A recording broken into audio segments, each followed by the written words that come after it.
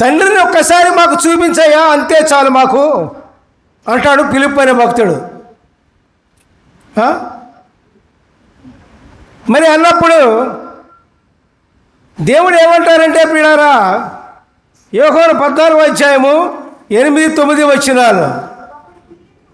అప్పుడు ఫిలిప్పు, ప్రభువా తండ్రిని మాకు కనపరచుము, మాకంతే చాలునని ఆయనతో చెప్పగా, యేసు ఫిలిప్పు, నీవింతకాలము మీ యొద్ద నుండినను నీవు నన్ను ఎరుగువా?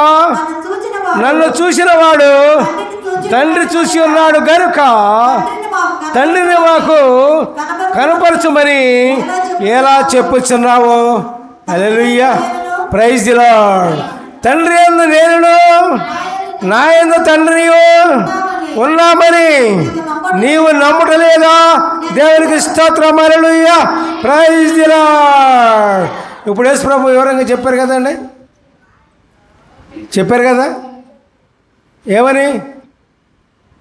ఏమని చెప్పారు? తండ్రి యందు నేనును నా యందు తండ్రి ఉన్నామని మీరు నమ్ముటలేదా అని యేసు ప్రభు చెప్తున్నారు. ఆ మాట నమ్మరా?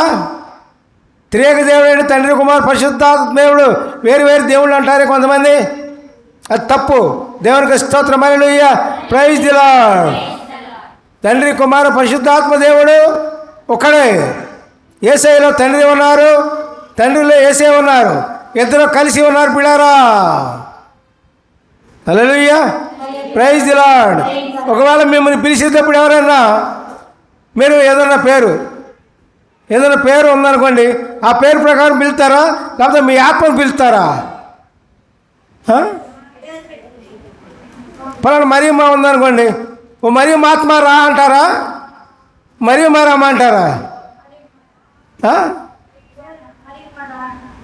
అంతే కదా. అంటే ఆమెలో ఆ ఆత్మ ఉంది, ఆ ఆత్మలో ఆమె ఉంది, కాబట్టి ఇద్దరు ఒకటే కదా. అట్లాగే యేసుప్రభులో తండ్రి ఉన్నారు, తండ్రిలో యేసుప్రభు ఉన్నారు, ఇద్దరు ఒకటే కదా. అర్థమైందా? దేవునికి స్తోత్రం చేయండి, hallelujah, praise the lord, praise the lord, praise the lord.